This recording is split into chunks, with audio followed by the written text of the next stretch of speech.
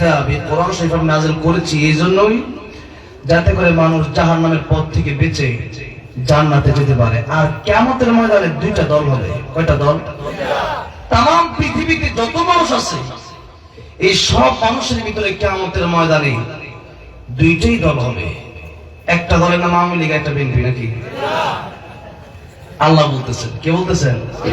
আল্লাহ বলতেছেন ফারিকুন ফিল জান্নাতি ওয়া ফারিকুন ফিস সাঈর।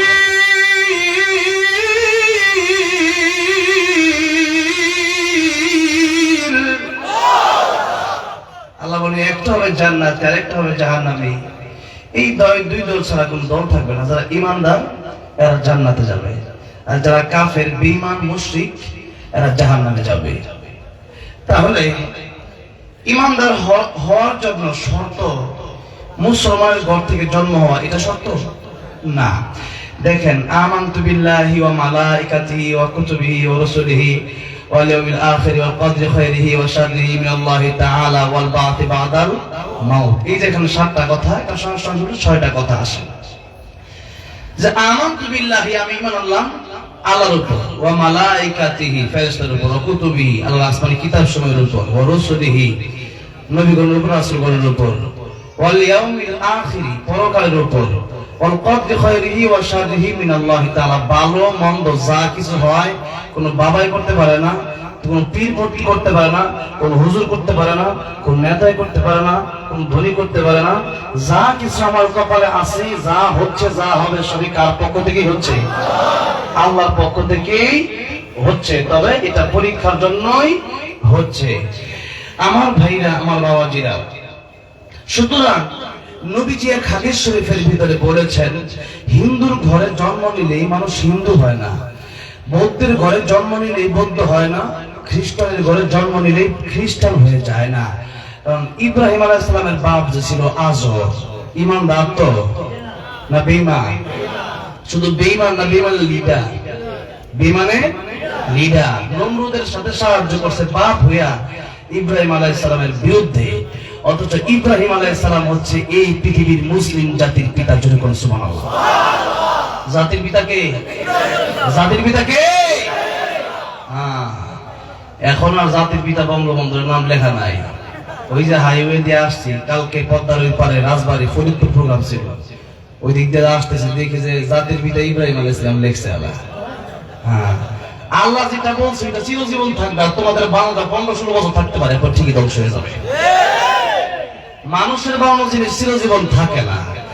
যতদিন ক্ষমতা ধরে রাখতে পারছো ততদিন আছে, এখন ক্ষমতা নাই, এখন নাই। ক্ষমতা তো আসলে তোমাদের না, আল্লাহ কিছু দিনের জন্য দিয়েছিল আর কি। আল্লাহ আমার সুদার টান দিছে, এখন আর ক্ষমতা তোমাদের নাই না। আল্লাহর বিরুদ্ধে যারাই চলবে এদের ক্ষমতা থাকবে না, ঠিক আছে? ঠিক। তাই আল্লাহ বলছেন জাতির পিতা বঙ্গবন্ধু না, জাতির পিতা কে? আল্লাহ ঘোষণা দিয়ে দিলেন, মিল্লাত আবিকুম ইব্রাহিম।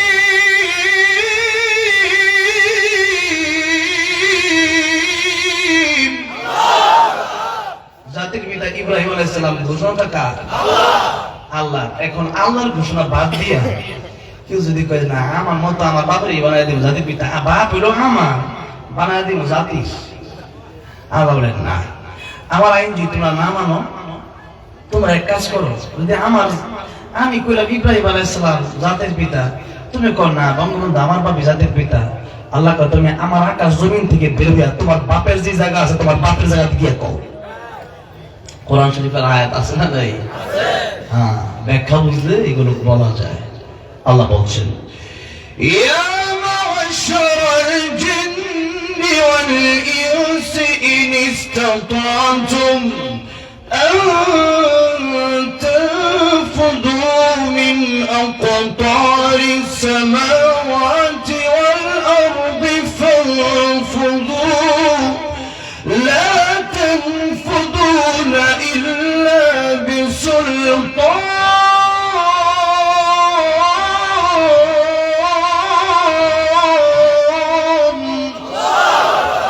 فبأي آلاء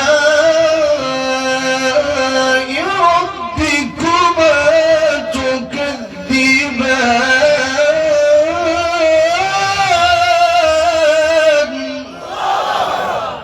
বললেন, ও জিনেরা ও মানুষেরা, আমার আকাশ আমার জমিনে যদি আমি আল্লাহর কোরআনের আয়াত ভালো নাই লাগে, আমি আল্লাহর কোরআনের আয়াত, আমার আল্লাহর কোরআন আইন যদি ভালো নাই লাগে, কোরআন যদি ভালো লাগে না, দুনিয়া ভালো লাগে?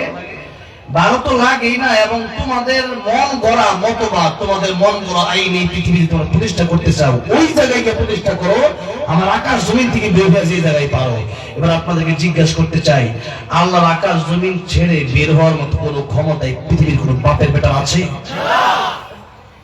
সুতরাং আল্লাহ বললেন যে ক্ষমতা আমার, আইনও চলবে কার? কার? আল্লাহ। জোরে কার? তাবারাকাল্লাযী বিয়াদিহিল মুলকু ওয়া হুয়া আলা কুল্লি শাইইন কাদির।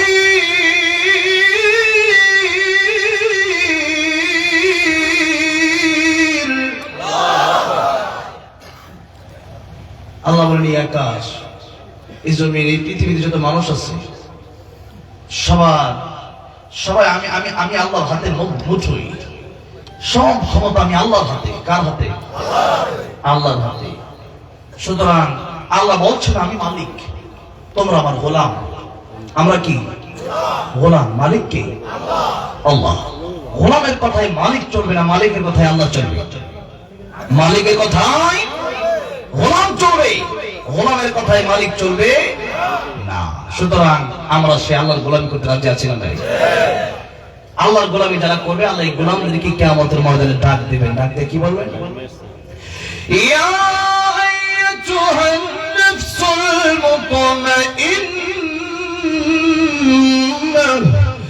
ইরজিই ইলা রাব্বিকি রাদিয়াতান মারদিয়াহ فادخلي في عبادي وادخلي جنتي।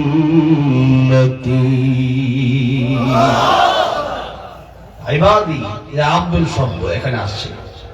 আল্লাহ আমার বান্দাদের অন্তর্ভুক্ত হও, আর জান্নাতে প্রবেশ করো। আমার গোলামের অন্তর্ভুক্ত হও, যারা খাঁটি গোলাম ছিল, যারা গোলামি করেছো। যারা চাকরি করে এরাই তো চাকর, ঠিক না বেঠি? যারা চাকরি করে, তার মানে আমরা চাকরি করি, আমরা গোলামি করি কার? আল্লাহ। আল্লাহর গোলামি যদি করতে পারেন, আল্লাহ আপনাদেরকে আমাকে জান্নাতের মালিক বানাই দেবেন। আল্লাহর গোলামি না করতে পারলে চলে যেতে হবে ফারিকুন ফিস সাঈদ, জাহান্নামে। এই জন্য আল্লাহর গোলামি আমাদের করতে হবে। আল্লাহর গোলামির দিকে আমাদের মনকে ঝোঁকাতে হবে, মন চাবে না।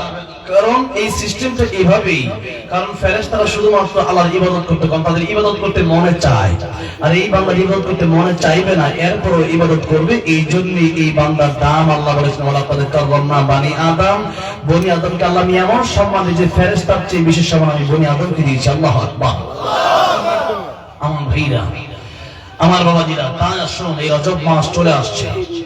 এই মাস যেহেতু চলে আসছে, এই মাসের ব্যাপারে আল্লাহ কি বললেন এবং আমাদেরকে আল্লাহর দিকে কিভাবে চলে যেতে হবে, আল্লাহর গোলামি কিভাবে করতে হবে, আমাদেরকে আল্লাহ রাব্বুল আলামিন সেই সলিউশন, সেই ব্যাপারটা কোরআন শরীফে বলে দিলেন। আসুন আমরা সরাসরি কোরআন থেকে সূরা তাওবার সেই আয়াত থেকে আমরা আলোচনা শুরু করি।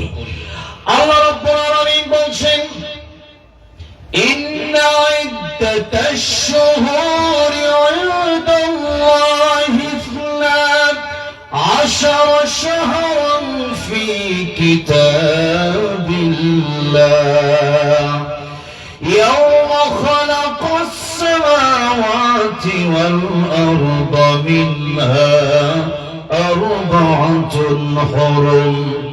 আল্লাহ বললেন, আমি আল্লাহর আকাশ জমিন যেদিন থেকে আমি আল্লাহ সৃষ্টি করেছি, সেদিন থেকে আমি আল্লাহর গণনায় 12 শাহরান ফি কিতাবিল্লাহ, 12টা মাস হয়েছে। কয়টা মাস আছে? 12টা মাস হয়েছে। আল্লাহ বললেন, এই 12টা মাস আমি আল্লাহর গণনায়, সে আকাশ জমিন যেদিন আমি আল্লাহ সৃষ্টি করেছি, ওই দিন আমি আল্লাহ 12টা মাস সৃষ্টি করেছি। এই 12 মাসের সিস্টেম এটা দুনিয়ার কোন মানুষ বানায় নাই। আমরা জানলাম তাহলে 12 মাস, এই 12 মাস যে ঘুরে ঘুরে আসে, এই 12 মাসের মূল উৎপত্তি আমার আল্লাহ রাব্বুল আলামিনের কাছ থেকে শুরু হলো। আল্লাহ বলেন ইসনা আশারা শাহরান ফি কিতাবিল্লাহ, এই 12 মাস আমি আল্লাহর গণনায় আছে, আমি আল্লাহর কিতাবে আছে।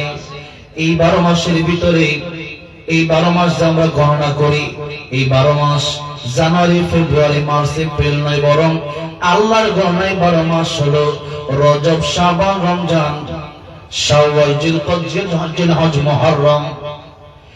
এরপরে মুহররম, সফর, রবিউল আউয়াল, রবিউল সানি, জামাদিউল আউয়াল, জামাদিউল সানি, আবার ঘুরে আসতেছে রজব, শাবান, রমজান। এই যে 12 মাস আরবি মাস, আল্লাহ বলেন এই আরবি মাস, এই 12 মাসের কথা আল্লাহ বলেন, জানুয়ারি ফেব্রুয়ারির কথা আল্লাহ বললেন না। কারণ জানুয়ারি ফেব্রুয়ারির সাথে দুনিয়ার সম্পর্ক অনেক থাকতে পারে। দুনিয়ার অস্থির অনেক সম্পর্ক এই ইংলিশ মাসের সাথে আছে। ভ্যালেন্টাইন্স ডে আছে, 31st নাইট আছে, এই সমস্ত মুশরিকদের কারবার ইংরেজি মাসগুলোতে আছে। আমার বাংলা মাসেও, এই বাংলা মাস বৈশাখেও দেখা যায় অনেক মুশরিকি কারবার হয়। এই জন্য ওইগুলোর সাথে ইসলামের কোনো সম্পর্ক নাই। হ্যাঁ, বাংলা মাসের সাথে বাংলাদেশের সম্পর্ক আছে, সেটা ভিন্ন কথা। কিন্তু সেই মাসকে কেন্দ্র করে এমন কোন কাজ করা যাবে না যে এই কাজ করলে আল্লাহ নারাজ হয়ে যায়। এবার আসুন, এই আরবি মাস আমাদের জানতে হবে। আরবি মাস জানা এটা হলো ফরজে কিফায়া। আরবি মাস যদি আপনি না জানেন, এটা যে ফরজে কিফায়া, সমস্ত মানুষদের মধ্য থেকে কিছু মানুষের জানতে হবে না, সবাই গুনাহগার হয়ে যাবে। কারণ এই যে 12 মাস, এই 12 মাসের সাথে রজব, শাবান, রমজান, এরপরে কি শাওয়াল, জিলকদ, জিলহজ, এই যে মাসের সাথে রোজার সম্পর্ক আছে, হজের সম্পর্ক আছে, যাকাতের সম্পর্ক আছে। আরবি মাসের সাথে অনেক ইবাদতের সম্পর্ক আছে।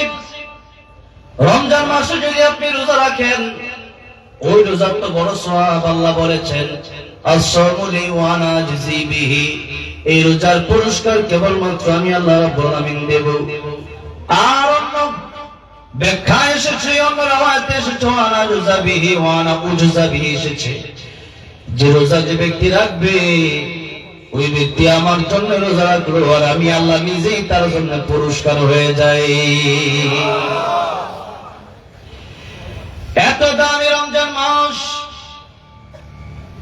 সেই রমজানের সাথে যে রোজার সম্পর্ক, ওই রোজা আর নফল রোজা এক না। রমজান মাসের একটা রোজা সারা জীবন যদি আপনি রোজা রাখেন, ওই রোজার সম পরিমাণ সব হবে না।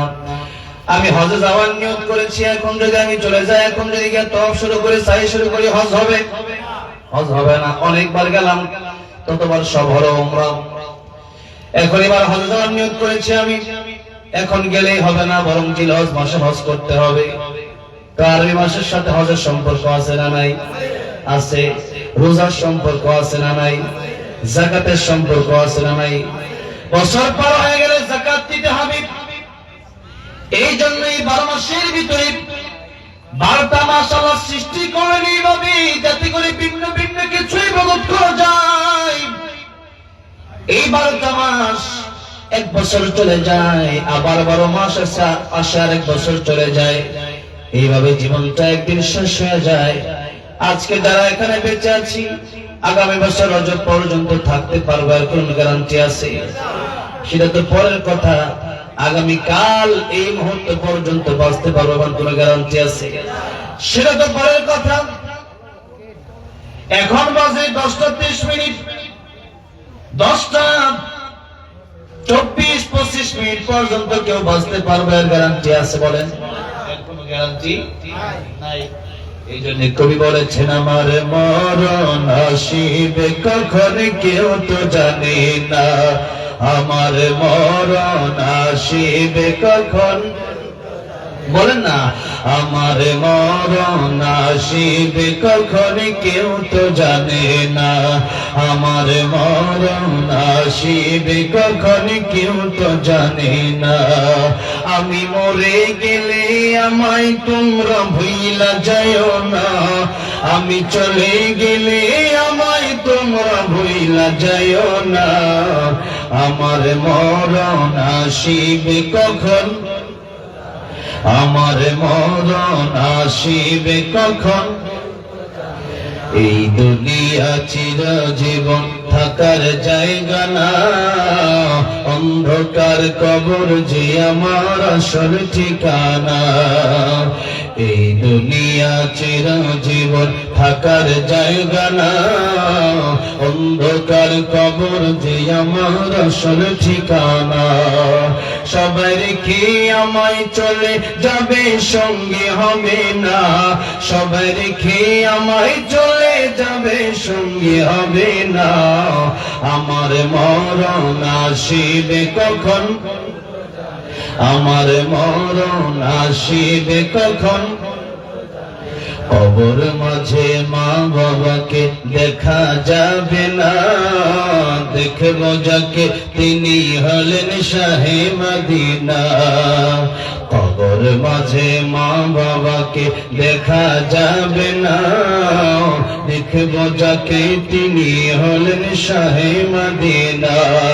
সেদিন নবী বিনে আর তো কেহ বন্ধু হবে না, সেদিন আল্লাহ বিনে আর তো কেহ বন্ধু হবে না, আমার মরণ আসিবে কখন কেউ তো জানে না, আমার মরণ আসিবে কখন। এই জন্য আল্লাহ ডাক দিল পৃথিবীর মানুষ,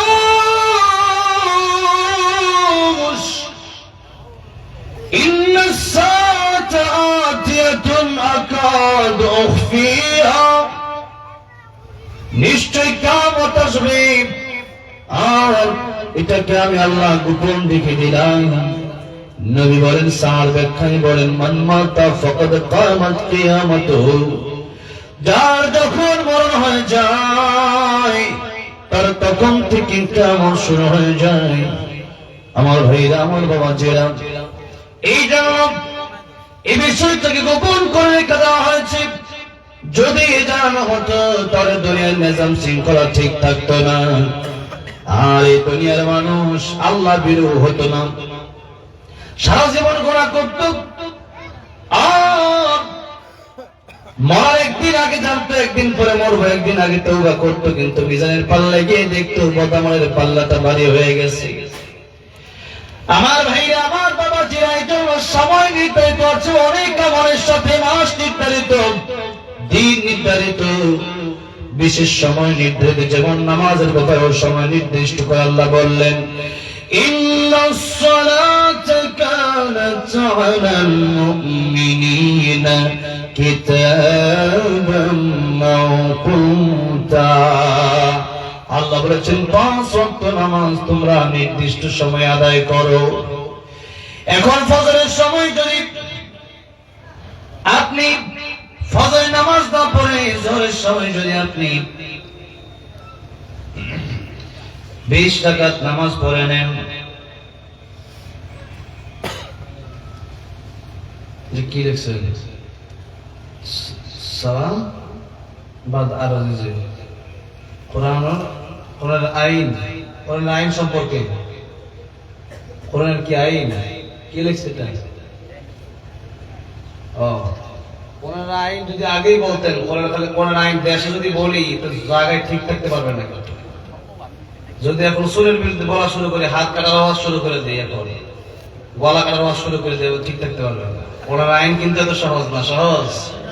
সহজ না কঠিন বিষয়। আমাকে ঘরে থাকতে বললো, আমি সেই বিষয় নিয়ে আলোচনা করতাম, যে কোনো বিষয়, আলহামদুলিল্লাহ। কিন্তু এখানে আসা পরে হট করে অন্য বিষয় ঢোকা লাগে, তারপরও বলবো ইনশাল্লাহ, সমস্যা নাই। বলছিলাম মাস নিয়ে, সময় নিয়ে, কারণ সময়ের গুরুত্ব দিতে গিয়ে কিছু কথা বলছিলাম। এই 12 মাসের যে ইবাদতের সিস্টেম, দৈনিক যে ইবাদত সিস্টেম, মাসিক যে ইবাদত সিস্টেম, এটা বোঝাতে চাচ্ছি আর কি। তো সময়ের প্রয়োজন, আমি তারপরে যদি পারে আমি বলবো। আমার ভাইরা, আমার বাবা জিরা, আল্লাহ বলেন নামাজ নির্দিষ্ট সময়ে পড়ার সময়ের গুরুত্ব আল্লাহ রাব্বুল আলামিন দিলেন। এখন জোহরের সময় 20 রাকাত পড়া যতটা বেশি কঠিন, তার চেয়ে 1000 গুণ বেশি কঠিন হলো ফজরের সময় 2 রাকাতই পড়া। জোরে বলতে হবে। ফজর পড়ো, জোহরের সময় জোহর পড়ো। আমি আল্লাহ যেভাবে বলেছি, যে সময় বলেছে ওই সময় ওইটা করতে হবে, তাহলে এইগুলো আমি করা হবে। সময়ের অনেক দাম। এই সময়ের ব্যাপারে আল্লাহ রাব্বুল আলামিন একটা সূরা নাযিল করে দিলেন। সূরার নাম সূরাতুল আসর। কোন সূরা? আসর মানে ওয়ালা আসর। আসর মানে সময়, ওয়ালা আসর তাসবিয়া যুক্ত হয়েছে, তার কারণে ওয়ালা আসর, সময়ের কসম, ইতিহাসের শপথ, মহাকালের কসম। আল্লাহ এখানে সময়ের কসমকে বোঝালেন, সময়ের বড় দাম। এবার একটু হাদিস শরীফের ভিতরে ঢুকতে চাই, যে হাদিস আমি খুতবাতে বলেছিলাম। নবী বলেছেন, ইগতানিম খামসান ক্বাবলা খামসিন শাবাবাকা ক্বাবলা হারামিক। পাঁচটা সময় আসার আগে তোমরা পাঁচটা সময়কে মূল্য দাও। এক নম্বর নবী বলেন, শাবাবাকা ক্বাবলা হারামিক, যৌবনকাল থাকতে বৃদ্ধ হওয়ার আগে সেই সময়কে তোমরা মূল্য দাও।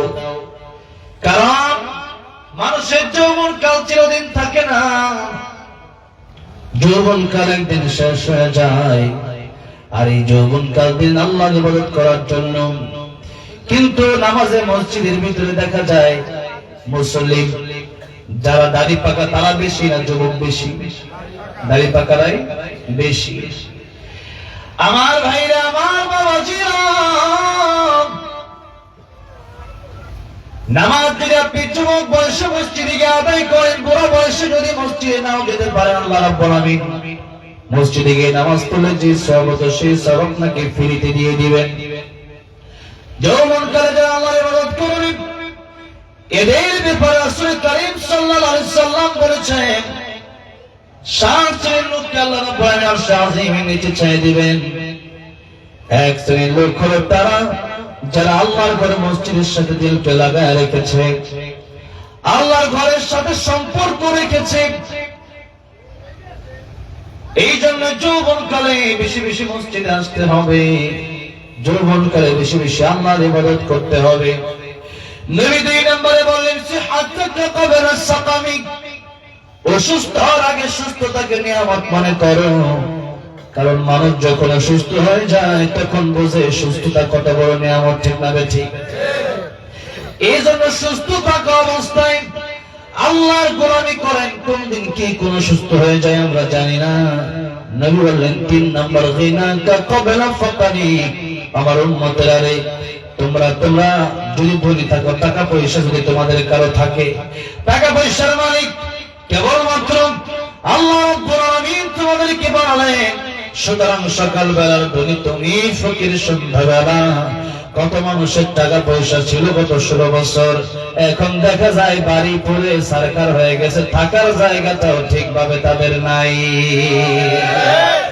সুতরাং আল্লাহ রাব্বুল আলামিন ক্ষমতা দিতেও পারেন, আবার ক্ষমতা নিতেও আল্লাহ রাব্বুল আলামিনের বেশিক্ষণ সময়ের প্রয়োজন হয় না।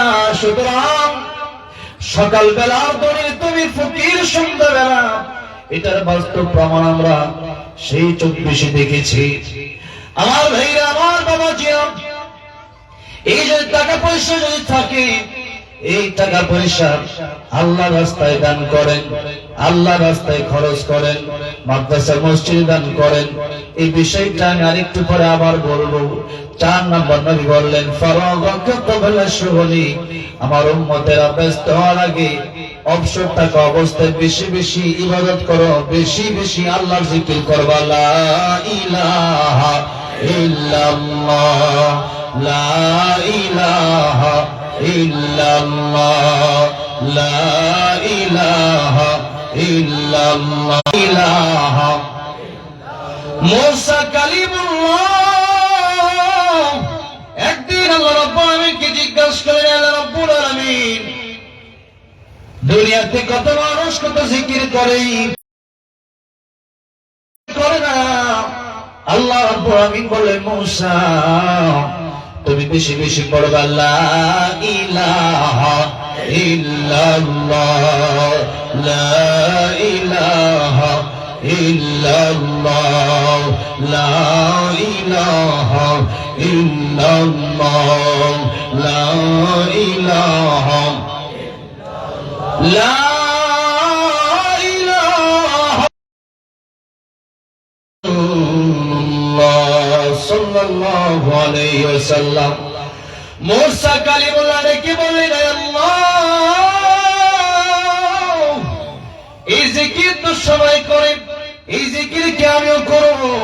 আল্লাহ রাব্বুল মূসা, এই দুনিয়াতে যা কিছু আছে লা ইলাহা ইল্লাল্লাহর চাইতে দামি আমি আল্লাহর কাছে আর কিছু নাই।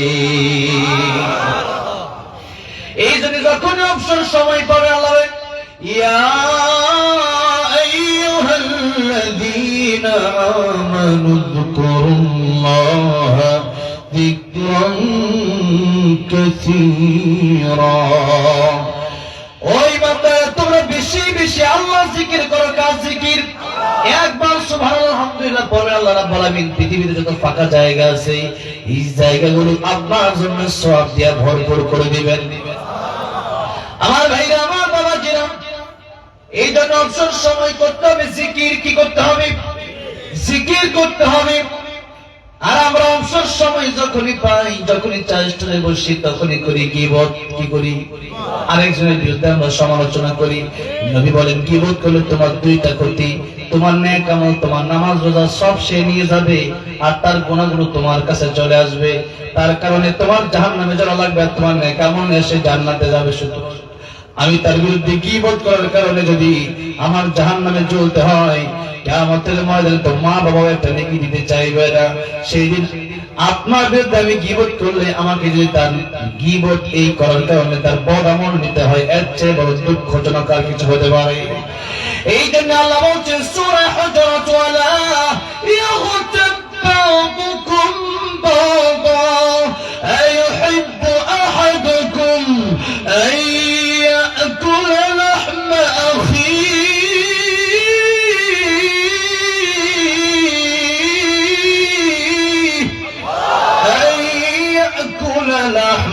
أخيه ميتا فكرهتموه। আল্লাহ বলেন তোমরা একজন আরেকজনের বিরুদ্ধে গীবত করবে না।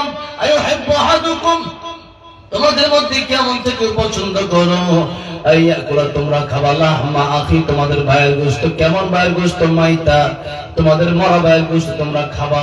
কেউ কি নিজের মরা ভাইয়ের গোশত খায়?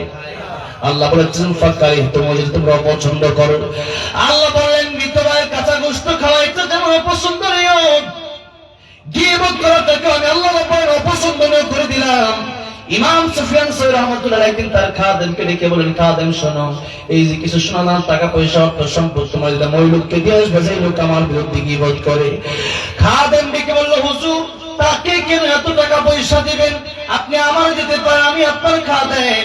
ইমাম সুফিয়ান সাওরী রাহমাতুল্লাহ আলাইহি বললেন, ওই ব্যক্তি আমার এত বড় উপকার করে, যে উপকার আমার মা বাবা আমার জন্য করবে না। কোন আল্লাহ কোনে বলেছেন, ইয়াওমা ইয়াফিরুল মারউ মিন আখিহি ওয়া উম্মিহি ওয়া আবিহি ওয়া সাহিবাতিহি ওয়া বানিহি।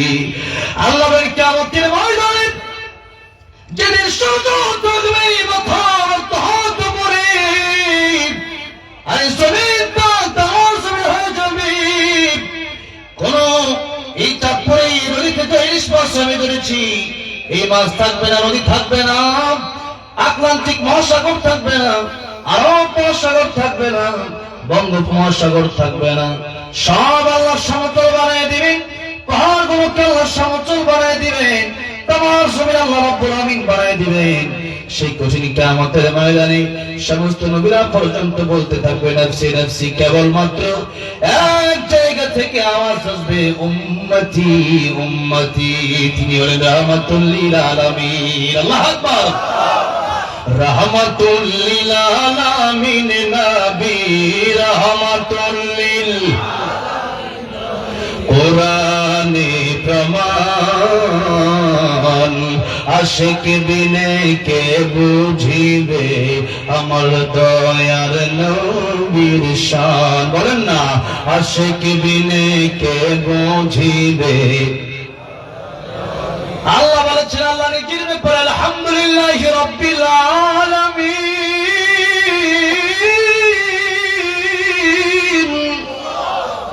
আর নবীর ব্যাপারে আল্লাহ কি বললেন, ওয়ামা আরসালনাকা ইল্লা রাহমাতাল লিল আলামিন। কার কথা? তাই রাহমাতুল লিল আলামিন নবী, বলেন একসাথে, রাহমাতুল লিল আলামিন কোরআনে প্রমাণ। আশিক বিনে কে বুঝিবে আমার দয়ার নবীর শান, উম্মত বিনে কে বুঝিবে নবী আমার মদিনারি বলবো।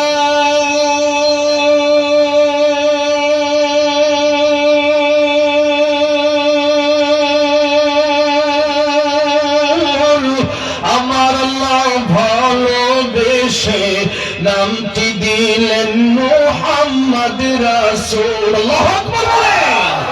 নবী আমার মদিনারি বলবো।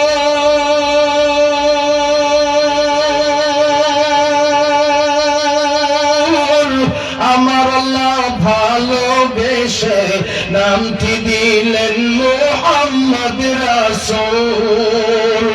ওই নবীকে ভুল বুঝিলে, ওই নবীকে থাকবে না ঈমান।